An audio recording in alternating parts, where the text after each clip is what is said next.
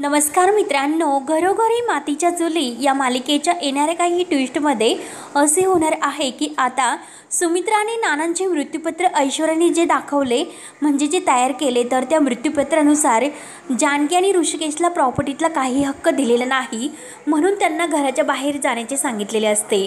कारण नानांना जानकीने लोटले हे सत्य नानांनी सर्वांसमोर मुद्दाम खोटं सांगितलं, परंतु नानांनी हे खोटं सांगितलं त्यांच्या जीवाला खूप त्रास होत होता, कारण ओवीच्या जीवासाठी त्यांना हे सर्व खोटं बोलावं लागलं। परंतु परमेश्वरा अंती न्याय तर असतोच, परंतु त्यासाठी वेळ तर लागतो। परंतु जे काही सत्य वागतात अगोदर त्यांना सुद्धा कठोर परीक्षा द्यावी लागते। म्हणजे आपल्या जानकीची सुद्धा तीच गत झालेली आहे। जानकीने आत्तापर्यंत आपल्या घरासाठी किती काही केलं, ती एक अनाथ आश्रमातील वाढलेली मुलगी होती, परंतु या रणदिव्यांच्या फॅमिलीत आल्यानंतर तिला एक घर मिळालं, एक नवऱ्याचं प्रेम मिळालं आणि त्या नवऱ्याच्या प्रेमात तिला आपलं सहकुटुंब सहपरिवार मिळाला, म्हणून जानकी तर खूप खुश या घरात राहत असते। परंतु घरात काही दिवसांनी ऐश्वर्या आणि सारंगचे लग्न होते आणि लग्न झाल्यानंतर त्या जानकीच्या या सुखी संसाराला त्या ऐश्वर्याची नजर लागते। म्हणजे शेवटी तिने जे जानकीला घराबाहेर जाण्याचे चॅलेंज दिले होते, शेवटी ते ऐश्वर्याने मात्र तिच्या अहंकाराच्या या धुंदीमध्ये पूर्ण तर केले, परंतु तिला हे माहिती नसते की शेवटी आपल्यावर सुद्धा ती वेळ येणार असते। कारण आत्ता आपण खोटं वागतो, परंतु त्या खोटं वागण्याचा जे काही शेवट सत्य शेवटी सर्वांसमोर येतेच, म्हणून जानकीच्या बाबतीत सुद्धा तसं काही असते, परंतु जे काही उशिरा होतं ते खरंच खूप चांगलं असतं। म्हणून जानकीने आत्तापर्यंत या घरासाठी खूप काही केलेलं असतं आणि सर्वांची मनं तर जिंकून घेतलेली असतात, परंतु तिला एक खूप मोठा धक्का बसलेला असतो की नाना असे का खोटं बोलत असतील, नानांना नक्की या ऐश्वर्याने काहीतरी धमकावले असणार, म्हणून नाना इतके मोठं खोटं बोलत असतील। तेव्हा मात्र जानकी ही आता नाना हे खोटं का बोलले असेल, तर त्याच वेळेस जानकी, ऋषिकेश आणि ही ओवी घराच्या बाहेर पडतात, परंतु सुमित्राला हे माहिती नसतं की जानकी या घरची लक्ष्मी आहे। हे ती आत्तापर्यंत तिने समजलेले असते की लक्ष्मी आहे, परंतु तिच्या पायगुणात मात्र लक्ष्मी आहे हे सुमित्राला काही माहिती नसतं सुमित्राला। तेव्हा मात्र आता जेव्हा जानकी या घरातून पाय बाहेर टाकते तेव्हा खूप मोठा असा संकटाचा सामना सुमित्राला करावा लागतो, कारण सुमित्राची अशी अवस्था होती, कारण ऐश्वर्या तर आता सुमित्राला काही थोडंसंसुद्धा बरं पाहत नसते, वेळोवेळी तिला टोमणे देऊन तिलासुद्धा आता खूप काही किचनमध्ये काम करावे लागते। प्रत्येक क्षणाला सुमित्राला जानकीची आठवण होत असते, कारण जानकी होती तेव्हा मात्र काहीही नव्हतं, कशाचीही तिला चिंता नव्हते, परंतु आता ही ऐश्वर्या ही तर खरंच नालायकच निघाली। आपण तिच्यावर विश्वास ठेवून खूप मोठी चूक केली की काय, अशी गत सुमित्राची होती। पण त्याच वेळेस जे काही सुमित्राने सौमित्राकडून वचन घेतलेले असते की अवंतिकाला तू काही कर पण घरी घेऊन ये, तेव्हा अवंतिका आणि सौमित्र घरी तर आलेले असतात। तेव्हा ते विचारतात की आई, अगं ऋषिकेश दादा आणि जानकी वहिनी कुठे? तेव्हा मात्र सुमित्रा म्हणत असते की तुम्हाला कशाला त्यांची काळजी लागते, आणि ते ज्या घरात आपल्या जीवावर उठतात मग त्यांना या घरात राहण्याचा कोणताही हक्क नाही। तेव्हा सुमित्राने त्यांना घराच्या बाहेर काढले हे जेव्हा शर्वरी सौमित्राला सांगते तेव्हा मात्र सौमित्राला खूप मोठा धक्का बसतो। तेव्हा सौमित्र म्हणतो की तुम्ही त्या मृत्यूपत्रावर विश्वासच कसा ठेवला, कारण जानकी वहिनी कधीही असं काही करू शकत नाही।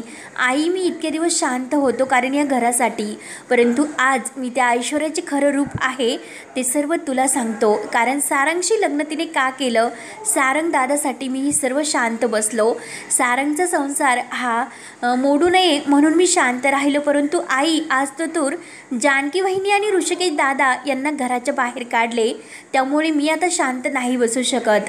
त्या ऐश्वर्याचा खरा चेहरा आहे ना, तो अजून तुला कळलेला नाही। अगं, मागच्या वेळेस जेव्हा मला किडनॅप केले गेले होते आणि हे घर सोडून मी जेव्हा गेलो तेव्हा ऐश्वर्याने मला बांधून ठेवले होते, आणि जेव्हा कावेरी काकू आले आणि त्यांनी मला सोडवले तेव्हा हे लग्न पार पडले। म्हणजे अवंतिका आणि मी एका लग्नबंधनात अडकलो गेलो, आणि ऐश्वर्याचे लग्न सारंगशी तर तिला करायचे नव्हते, होते, तिला माझ्याशी लग्न मला किडनॅप करून करायचे होते, परंतु आता सर्वांसमोर तिला सर्वांच्या नजरेत धूळ फेकायची होती म्हणून ती इतकं खोटं वागले, परंतु ती एक खरंच नागिन आहे आणि ती शेवटी आपल्या रणदिवे फॅमिलीला डसलीच. कारण जानकी वहिनी आणि ऋषिकेश दादा या घरातून गेले म्हणजे आपल्या घराचं वैभव गेलं आणि आपल्या घराचं सुंदरतेचं रूप गेलं.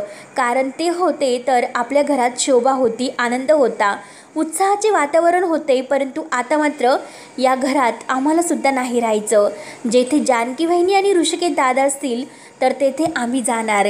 तेव्हा मात्र सौमित्र जे काही आत्तापर्यंत ऐश्वर्याने कारस्थान केलेले आहे ते सर्व सुमित्राला सांगतो की अगं आई, अवंतिकाला काय घरात मी ठेवून घेत नव्हतो, कारण जानकी वहिनींनीच आम्हाला काय घरातून जायचे सांगितले होते. याचे कारण तुला माहिती आहे का? मागच्या वेळेस जेव्हा अवंतिकाला घेऊन मंगळागौरीच्या कार्यक्रमाला मी घरात आलो होतो, परंतु या ऐश्वर्याने मात्र तेव्हासुद्धा तिचा डाव जिंकला आणि अवंतिकाला त्रास देण्याचा तिने प्रयत्न तर केलाच, परंतु अवंतिकाच्या अंगाला जी काही खाज सुटली होती ती खाज फक्त त्या ऐश्वर्याने केलेल्या कारस्थानामुळे. आई, आम्ही तुला सांगितले नाही कारण तेव्हा तुझा जीवाला खूप मोठा धोका होता. तो नुकतीच हॉस्पिटलमधून घरी आली होती, त्यामुळे आम्ही तुला काही सांगितलेले नाही. परंतु ऐश्वर्या मात्र एक डाव खेळते आणि ती आपलं रणदिवे कुटुंब उद्ध्वस्त करायला या घरात आलेली आहे. ती एक प्रकारची नागिन आहे आणि नानांना दुसरं तिसरं कोणीही ढकललं नसणार. शेवटी ह्या ऐश्वर्यानेच काहीतरी कारस्थान करून ते ढकललेले असणार. तेव्हा तर ओवी आणि जानकीला आणि ऋषिकेशला जे काही ऐश्वर्याने तिला किडनॅप पिस्तूल डोक्याला लावलेले असतो हे तर सांगितलेले असते. तेव्हा जानकी आणि सौमित्र यांचा फोन होतो. तेव्हा फोनवर जानकी वहिनी सर्व काही सांगते. जानकी खूप रडत असते की आई अशा वागतीन, खरंच अशी अपेक्षा नव्हती. तेव्हा सौमित्र जानकी वहिनीला म्हणतो, वहिनी तुम्ही काही काळजी करू नका, मी सर्वांच्या या घरातील गैरसमज दूर करेल आणि जे काही सत्य आहे ते सर्वांच्या समोर शेवटी घेऊनच येईल. तेव्हा मात्र सारंग आपल्या कपाटात काहीतरी हा शोधत असतो, कारण त्यांना ऐश्वर्यावर थोडासा डाऊट येतो. तेव्हा तो कपाटात शोधायला जातो तर त्याला तेथे जे ऐश्वर्याने शहाणे वकिलांनी जे 2 वकीलपत्र म्हणजे मृत्यूपत्र दिलेले असते तर ते मृत्यूपत्र सारंगचं जे काही खरं असतं ते हातात लागतं आणि त्यावर नानांची सही वगैरे असतेच, परंतु नानांनी त्यावर प्रॉपर्टीचे काही हिस्से केलेले नसतात. कारण जे काही हिस्से आहे तर त्याचं जे काही खरं डॉक्युमेंट्स आहे तर त्यांनी ते देवघरातील तेथे ठेवलेले असते. तेव्हा मात्र आता हे सर्व काही जे आहे ते सौमित्राच्या हाती लागणार असते आणि सौमित्राच्या हाती लागल्यानंतर सर्व काही सत्याचा उलगडा होणार असतो. कारण सौमित्र आणि अवंतिका नाही तर आता सुमित्राचे डोळे उघडलेले असतात, परंतु सुमित्राला सुद्धा खूप पश्चाताप होतो आणि ती जानकीची माफी मागणार असते की जानकी मला माफ कर, माझ्या हातून खूप मोठी चूक झाली. तेव्हा नानांनासुद्धा हे थोडंसं बोलायला सुरुवात झालेली असते. त्यांची तब्येतीत हळूहळू सुधारणा होते, परंतु त्यांना एका गोष्टीचं गिल्ट मात्र वाटत असतं, कारण मी खोटं बोललो म्हणून जानकीवर हे सर्व आरोप आले आणि तिला घराच्या बाहेर जावे लागले.